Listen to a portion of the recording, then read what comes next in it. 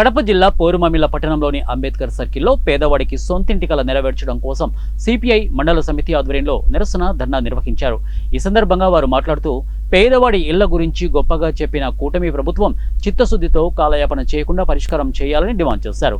అర్హులైన వారందరికీ 2 సెంట్ల ఇళ్ల స్థలాలు ఇల్లు ఇవ్వాలని, భూ ఆక్రమదారుల నుండి భూమి స్వాధీనం చేసుకుని బంజరపు భూమి కేటాయించాలని, ఇల్లు లేని పేదలకు అర్హులైన ప్రతి ఒక్కరికి పట్టణ ప్రాంతాల్లో 2 సెంట్లు, గ్రామీణ ప్రాంతాల్లో 3 సెంట్లు ఇండ్ల స్థలం మంజూరు చేసి ఇంటి నిర్మాణానికి 5 లక్షలు ఇవ్వాలని, సచివాలయాల్లో ఇచ్చిన 350 అప్లికేషన్లను ఎంక్వైరీ చేసి అర్హుల జాబితా తేల్చి కూటమి ప్రభుత్వం మాట నిలబెట్టుకునే ప్రభుత్వం అని నిరూపించుకోవాలని వారు కోరారు.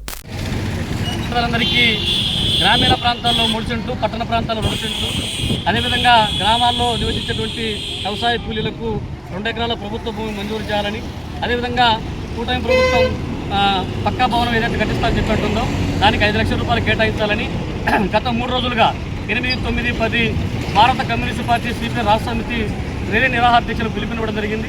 అందులో భాగంగా ఈరోజు సిపిఐ పోరుమమిల మండల సమితి ఆధ్వర్యంలో ఈ యొక్క అంబేద్కర్ విగ్రహం దగ్గర నిరసన కార్యక్రమాన్ని కొనసాగిస్తూ ఉన్నాం. మరి ప్రధానమైన డిమాండ్ ఏమంటే రాష్ట్రంలో కూటమి ప్రభుత్వం అధికారంలోకి రాకముందు మరి జగనన్న ఇచ్చినటువంటి ఏ వ్యక్తి కూడా పనికి రాలేదు, 4 సీట్లు మాత్రమే ఇచ్చినాడని చెప్పి మా ప్రభుత్వం వస్తే మేము 3 సెంట్లు గ్రామీణ ప్రాంతాల్లో, పట్టణ ప్రాంతాల్లో 2 సెంట్లు, అదేవిధంగా 4 లక్షల రూపాయలు కట్టడాలకు ఇస్తామని చెప్పి అన్నారు. మరి ఇది ఇంకా పూర్తి స్థాయిలో అమలు కావడం లేదు.